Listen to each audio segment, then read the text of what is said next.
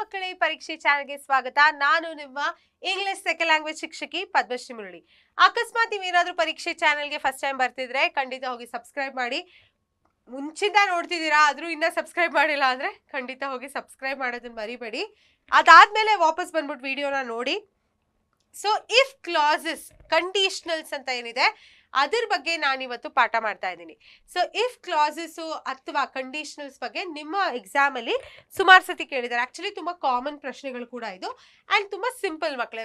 ಒಂದಿಷ್ಟು ರೂಲ್ಸ್ ಇದೆ. ನಿಮ್ಗೆ ಹೆಂಗೆ ಮ್ಯಾಥಮ್ಯಾಟಿಕ್ಸ್ ಅಲ್ಲಿ ಕಾರ್ತಿಕ್ ಸರ್ ಹೇಳ್ಕೊಡ್ತಾರಲ್ಲ ರೂಲ್ಸು, ಅದೇ ರೀತಿ ನಾನು ಇಲ್ಲಿ ಒಂದು ಸ್ವಲ್ಪ ರೂಲ್ಸ್ನ ಹೇಳ್ತೀನಿ. ಆ ರೂಲ್ನ ನೀವು ಜ್ಞಾಪಕ ಇಟ್ಕೊಂಡಿದ್ರೆ ಎಲ್ಲ ಪರ್ಫೆಕ್ಟ್ ಆಗಿ ಆನ್ಸರ್ ಮಾಡ್ಬೋದು ನೀವು. ಓಕೆನಾ? ಸೊ ಮೊದಲನೇದಾಗಿ ಇಫ್ ಕ್ಲಾಸಸ್ ಅಥವಾ ಕಂಡೀಷನಲ್ಸ್ ಅಂದ್ರೆ ಏನು? A conditional sentence is use to express. So ಈ ಒಂದು ಕಂಡೀಷನಲ್ ಸೆಂಟೆನ್ಸ್ ಏನಿದೆ ಅದನ್ನ ನಾವು ಒಂದಿಷ್ಟನ್ನ ಎಕ್ಸ್ಪ್ರೆಸ್ ಮಾಡೋದಕ್ಕೆ ಯೂಸ್ ಮಾಡ್ತೀವಿ. ಮೊದಲನೇದಾಗಿ ಕಾನ್ಸಿಕ್ವೆನ್ಸಸ್. ಸೊ ಕಾನ್ಸಿಕ್ವೆನ್ಸಸ್ ಅಂದ್ರೆ ನಾವು ಯಾವುದೋ ಒಂದು ಕಾರ್ಯವನ್ನ ಮಾಡಿದ್ಮೇಲೆ ಈ ಒಂದು ಈವೆಂಟು ಡೆಫಿನೆಟ್ ಆಗಿ ಅಕ್ಕರ್ ಆಗುತ್ತೆ ಅಂತ ಹೇಳ್ತೀವಲ್ಲ, ಈ ಒಂದು ಸಿಚುಯೇಷನ್ ಡೆಫಿನೆಟ್ ಆಗಿ ಅಕ್ಕರ್ ಆಗುತ್ತೆ ಅಂತ ಹೇಳ್ತೀವಲ್ಲ, ಅದು ಕಾನ್ಸಿಕ್ವೆನ್ಸು. ಪಾಸಿಬಿಲಿಟೀಸ್ ಅಂದ್ರೆ ಈ ನಾವೇನೋ ಒಂದು ಕೆಲಸ ಮಾಡಿದ ನಂತರ ಫಾಲೋ ಅಪ್ ಆಗಿ ಈ ಒಂದು ಸಿಚುಯೇಷನು ಬರಬಹುದು ಅಂತ ಏನಂತೀವಿ ಅದನ್ನ ನಾವು ಪಾಸಿಬಿಲಿಟೀಸ್ ಅಂತೀವಿ. Situation most likely to occur. ಅಥವಾ and hypothetical situations. Hypothetical situations ಅಂದರೆ imaginary situations that may occur or may not occur. So ನಾನು ಇಲ್ಲಿ ಮೂರದು ಎಕ್ಸ್ಪ್ಲನೇಷನ್ ಕೂಡ ಬರ್ದಿದ್ದೀನಿ. So conditional sentences are made up of 2 parts. So ಒಂದು conditional sentence ಅಲ್ಲಿ 2 part ಇರುತ್ತೆ. ಒಂದು ಕಂಡೀಷನು, ಇನ್ನೊಂದು ರಿಸಲ್ಟ್. ಈ ಕಂಡೀಷನ್ ಆದ್ರೆ ಇದು ರಿಸಲ್ಟು ಅಂತ ನಾವೇನಂತೀವಲ್ಲ ಅದನ್ನ ನಾವು ಕಂಡೀಷನಲ್ ಸೆಂಟೆನ್ಸಸ್ ಅಂತ ಅಂತೀವಿ. ಸೊ ಇವಾಗ 4 ರೀತಿಯಾದ ಕಂಡೀಷನಲ್ ಟೈಪ್ಸ್ ಇದೆ. ಮೊದಲನೇದಾಗಿ the zero conditional. The zero conditional ಅಂದ್ರೆ ಇದು ಫ್ಯಾಕ್ಟ್ಸ್ ಮತ್ತೆ ಜನರಲ್ ಟ್ರೂತ್ನ ನಾವು ಡಿಫೈನ್ ಮಾಡೋದಕ್ಕೆ ಯೂಸ್ ಮಾಡ್ತೀವಿ. ಫಾರ್ಮ್ಯಾಟ್ ಏನಿರುತ್ತೆ, ಮೊದಲನೇದಾಗಿ ಇಫ್ ಅಥವಾ ವೆನ್ ಅನ್ನ ನಾವು ಯೂಸ್ ಮಾಡ್ತೀವಿ. ನೋಡಿ ಇಲ್ಲಿ ಇಫ್ ಅಥವಾ ವೆನ್ನು, ಇಲ್ಲಿ ಇಫ್ ನ ಯೂಸ್ ಮಾಡಿದೀವಿ. ಅದರ ಜೊತೆಗೆ ಪ್ರೆಸೆಂಟ್ ಸಿಂಪಲ್ ಇರತ್ತೆ. ಆಯ್ತಾ? ಅದಾದ್ಮೇಲೆ ಎರಡನೇ ಭಾಗದಲ್ಲಿ ಏನಿರತ್ತೆ, ರಿಸಲ್ಟ್ ಏನಿರುತ್ತೆ ಅದರಲ್ಲಿ ಪ್ರೆಸೆಂಟ್ ಸಿಂಪಲ್ ಇರುತ್ತೆ. ಅರ್ಥ ಆಯ್ತಾ? ಇಫ್ ಐ ವೇಕಪ್ ಅರ್ಲಿ ಇದು ಕಂಡೀಷನ್. ನಾನೇನಾದ್ರೂ ಬೇಗ ಎದ್ರೆ I get more time in the day. ನನಗೆ ಜಾಸ್ತಿ ಸಮಯವು ಸಿಗತ್ತೆ ಆ ದಿನದಲ್ಲಿ. ಸೊ ಈ ಒಂದು ಭಾಗ ನಾನು ಬೇಗ ಎದ್ರೇನೆ ಇದಾಗೋದು. ಸೊ ಅದು condition followed by the result. So ಇವಾಗ ಏನಾಗುತ್ತೆ ಮಕ್ಕಳೇ, ಇದು ಉಲ್ಟಾ ಕೂಡ ಆಗ್ಬೋದು. ಅರ್ಥ ಆಯ್ತಾ? ರಿಸಲ್ಟ್ ಫಸ್ಟ್ ಬಂದು ಕಂಡೀಷನ್ ಸೆಕೆಂಡು ಬರ್ಬೋದು. ಸೊ ಇವಾಗ ಪ್ರೆಸೆಂಟ್ ಸಿಂಪಲ್ ಅಲ್ಲಿ I get more time in the day ಅದೇನಿದೆ ಪ್ರೆಸೆಂಟ್ ಸಿಂಪಲ್ ಇದೆ. Followed by if plus present simple. If I wake up early. ಓಕೆನಾ ಮಕ್ಕಳೇ? ಇವಾಗ ಸೆಕೆಂಡ್ ನೋಡೋಣ. ದ ಫಸ್ಟ್ ಕಂಡೀಷನಲ್, ಇದನ್ನ ನಾವು ರಿಯಲ್ ಫ್ಯೂಚರ್ ಪಾಸಿಬಿಲಿಟೀಸ್ ಅಲ್ಲಿ ಯೂಸ್ ಮಾಡ್ತೀವಿ. ಇಫ್ ಜೊತೆಗೆ ಪ್ರೆಸೆಂಟ್ ಸಿಂಪಲ್ ಇರುತ್ತೆ. ಇಫ್ ಯು ಪ್ರಾಕ್ಟೀಸ್ ಡೈಲಿ ಅದೇನಿದೆ ಇಫ್ ಜೊತೆಗೆ ಪ್ರೆಸೆಂಟ್ ಸಿಂಪಲ್ ಸೆಂಟೆನ್ಸ್ ಇದೆ. You will master the topic in the year. Will ಜೊತೆಗೆ ಇನ್ಫಿನಿಟಿವ್ ಇರತ್ತೆ. ಅರ್ಥ ಆಯ್ತಾ? ಸೊ ಇದು ನಾವು ಉಲ್ಟಾ ಕೂಡ ಮಾಡಬಹುದು. ಓಕೆನಾ? ಸೊ ಉಲ್ಟಾ ಮಾಡಿದ್ರೆ ಹೆಂಗಿರುತ್ತೆ, you will master the topic in the year. Result condition ಏನು, ಇಫ್ ಯು ಪ್ರಾಕ್ಟೀಸ್ ಡೈಲಿ. ಓಕೆನಾ? ಆ ಥರನೂ ಬರಿಬೋದು. ಸೊ ಇದನ್ನ ನಾವು ಫಸ್ಟ್ ಕಂಡೀಷನಲ್ ಅಂತ ಹೇಳ್ತೀವಿ.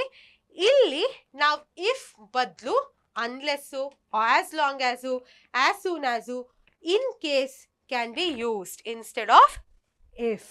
ಆಯ್ತಾ? ದ ಸೆಕೆಂಡ್ ಕಂಡೀಷನಲ್ ನೋಡೋಣ. ಇದರಲ್ಲಿ ಇಫ್ ಜೊತೆಗೆ ಪಾಸ್ಟ್ ಸಿಂಪಲ್ ಇರುತ್ತೆ. If I lived on the 15th floor, ನಾನೇನಾದ್ರೂ 15ನೇ ಫ್ಲೋರಲ್ಲಿ ಇದ್ರೆ ಪಾಸ್ಟ್ ಸಿಂಪಲ್ ಇದು. I would have a great view. ಇದು ವುಡ್ ಜೊತೆ ಇನ್ಫಿನಿಟಿವ್ ಇದೆ. I would have a great view ಅಂತ ಇದೆ. ಉಲ್ಟಾ ಕೂಡ ಮಾಡ್ಬೋದು. ಮೊದಲನೇದಾಗಿ ರಿಸಲ್ಟ್ ಬಂದ್ಬಿಟ್ಟು ಆಮೇಲೆ ಕಂಡೀಷನ್ ಕೂಡ ಬರ್ಬೋದು. ಆಯ್ತಾ?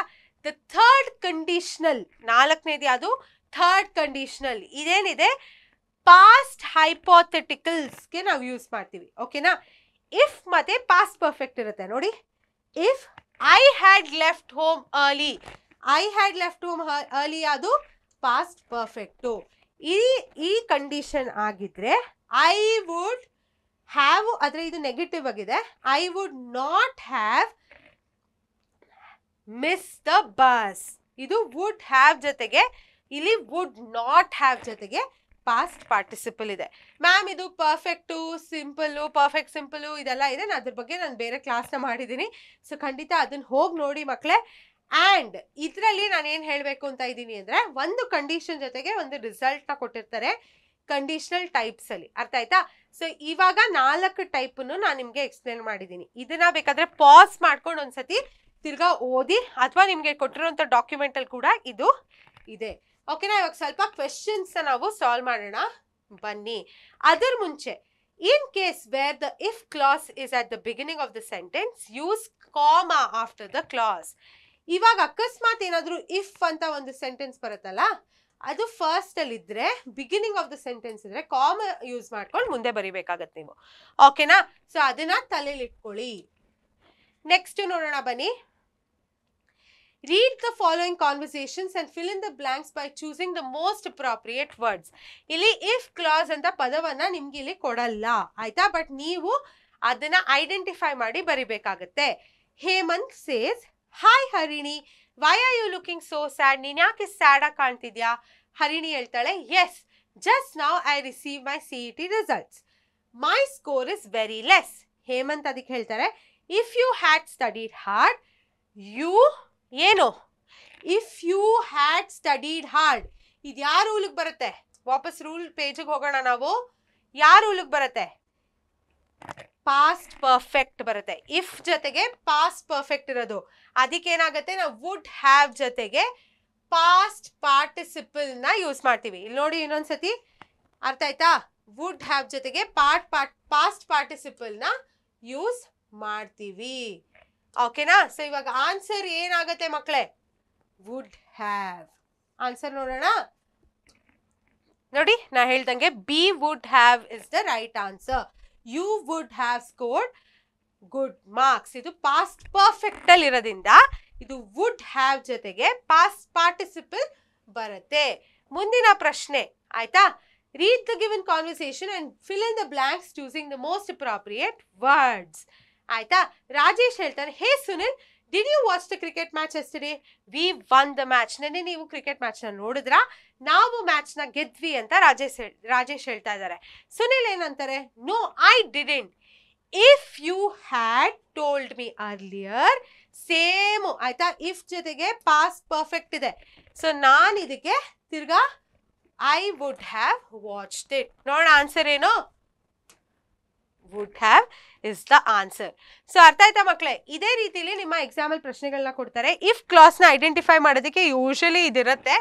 ಬಟ್ ಕಂಡೀಷನಲ್ ಸ್ಟೇಟ್ಮೆಂಟ್ಸ್ ಏನಿದೆ ಅಂದರೆ, ಒಂದು ಕಂಡೀಷನು ಅದಕ್ಕೆ ಕೊಟ್ಟಿರುವಂಥ ರಿಸಲ್ಟ್ಗೆ ನೀವು 4 ರೂಲ್ ನಾನು ಹೇಳಿದ್ನಲ್ಲ, ಅದನ್ನ ಜ್ಞಾಪಕ ಇಟ್ಕೊಂಡಿದ್ರೆ ಸಾಕು. ಅದನ್ನ ನಾನು ಡಿಸ್ಕ್ರಿಪ್ಷನ್ ಬಾಕ್ಸಲ್ಲಿ ಡಾಕ್ಯುಮೆಂಟ್ ಆಗಿ ಕೂಡ ಹಾಕಿರೋದ್ರಿಂದ ನೀವು ಅದನ್ನ ರೆಫರ್ ಮಾಡ್ಕೊಬೋದು. ಇದ್ರ ಜೊತೆಗೆ ಕಂಡೀಷನಲ್ ಸೆಂಟೆನ್ಸಸ್ ಅಂದರೆ ನಮ್ಮ ಇಫ್ ಕ್ಲಾಸಸ್ ಅನ್ನೋ ಕ್ಲಾಸಿನ ಅಂತ್ಯಕ್ಕೆ ಬರ್ತಿದ್ದೀವಿ. ಪರೀಕ್ಷೆ ಚಾನಲ್ಗೆ ಸಬ್ಸ್ಕ್ರೈಬ್ ಮಾಡಿ. ಕೆಳಗಡೆ ಡಿಸ್ಕ್ರಿಪ್ಷನ್ ಬಾಕ್ಸ್ನ ಓಪನ್ ಮಾಡಿ, ಅಲ್ಲಿ ನಾನು ಇದರ ಬಗ್ಗೆ ಡಾಕ್ಯುಮೆಂಟ್ನ ಅಟ್ಯಾಚ್ ಮಾಡಿದ್ದೀನಿ. ಡೌಟ್ಸ್ನ ಕಾಮೆಂಟ್ ಸೆಕ್ಷನಲ್ಲಿ ಹಾಕಿ ಮಕ್ಕಳೇ. ನಿಮಗೆ ಈ ಲೆಸನ್ ಅರ್ಥ ಆಯಿತು ಅಂದರೆ ದೊಡ್ಡ ಥಮ್ಸ್ ಅಪ್ ಅಥವಾ ಒಂದು ದೊಡ್ಡ ಹಾರ್ಟ್ನ ಹಾಕಿ ಕಾಮೆಂಟ್ ಸೆಕ್ಷನಲ್ಲಿ. ನಾನು ಮತ್ತೆ ಭೇಟಿ ಆಗ್ತೀನಿ ಇನ್ನೊಂದು ಕ್ಲಾಸ್ ಜೊತೆಗೆ. ಅಲ್ಲಿ ತನಕ ಟಾಟಾ ಬಾಯ್ ಬಾಯ್.